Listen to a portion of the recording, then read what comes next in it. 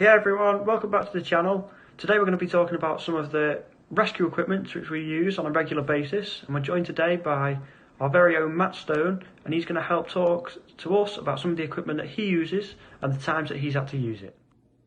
So we're going to start off with a snake grabber.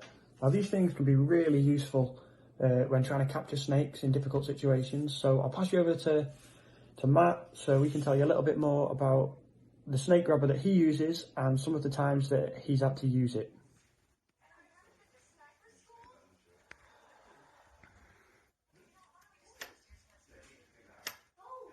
Joe, so the snake grabber, we found that with the snake grabber it's been massively helpful in relation to things like we get a lot of calls from people that don't know the type of snake or the type of animal of what they're dealing with, and obviously because we don't know what it is, we don't know if it can bite, we don't know if it's potentially venomous, we don't know if it's going to be, you know, upset, angry at us, scared of us.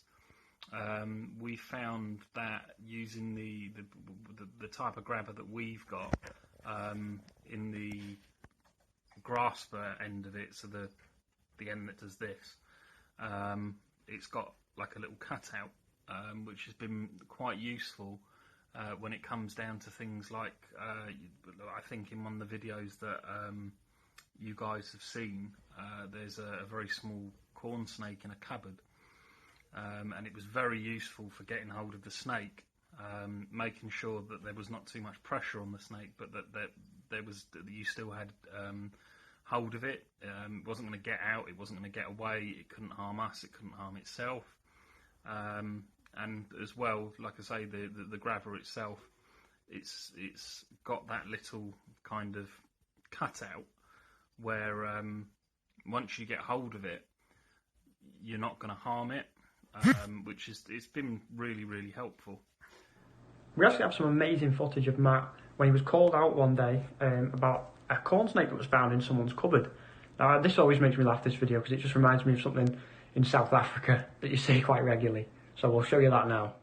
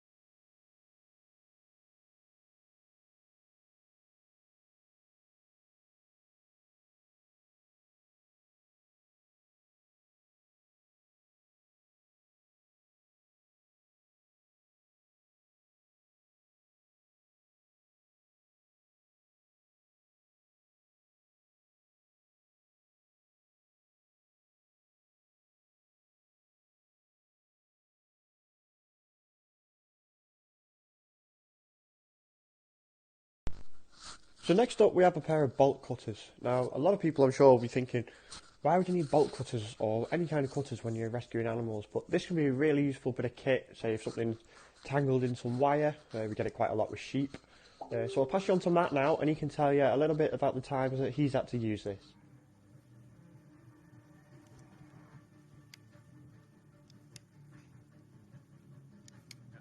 The bolt cutters have been absolutely fantastic. I mean, we use them.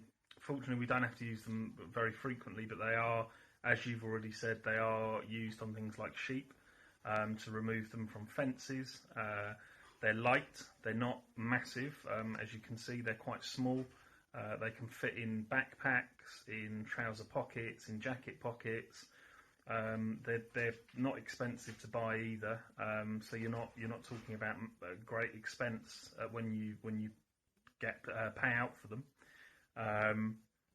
And yeah, I mean, we've primarily used them for foxes that have become entangled on wire fences, like like chain link fences. They're really good for getting animals out of situations very quickly like that without having to call for emergency services to assist. Yeah, all around they're an essential piece of kit. So next we have a catch pole, and this is going to be primarily used on kind of bigger animals.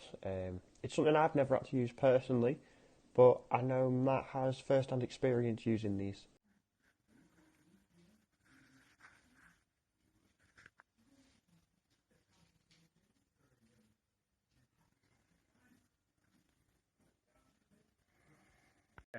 Catch poles. So we use two different types of catch poles. We've got one very, very long one, and then we've got one which is about an arm's length.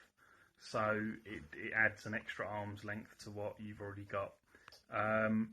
We use them primarily for foxes. That's not to say that other people don't use them for things like badgers or dogs. Raccoons even. I know that in the United States, I think animal control there use them for raccoons and so on. We found them very, very useful because essentially you don't always know how an animal's going to react. We're not mind readers. We don't know if this animal is going to panic and is going to turn around and snap and bite you. And as much as they look very, very barbaric and cruel, for that 2 seconds of being able to get hold of the animal, control it, and then contain it, it's a massive help. It also saves us a lot of trips to places like A&E. So we use catch poles mostly for foxes. And finally, we couldn't have you on without talking about the time that you were called out for what looked like a 20-foot python in the middle of a woods. So we'll show you that footage, and we'll get your thoughts.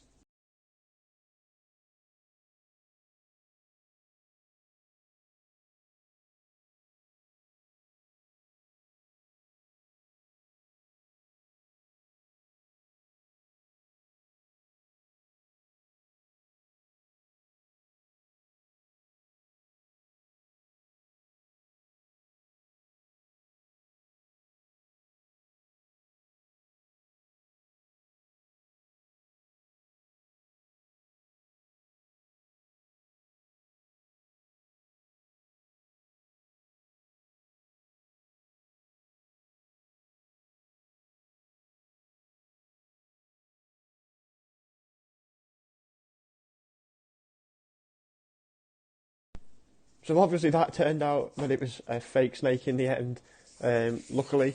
But I just wanted to get your thoughts quickly on what would you have done if it was real? Like, how would you have gone about dealing with something of that size and that strength? Fun one. That we weren't expecting that. We got called out very late one evening to what was believed to be a very large dump snake by a stream in the Harrow area of London.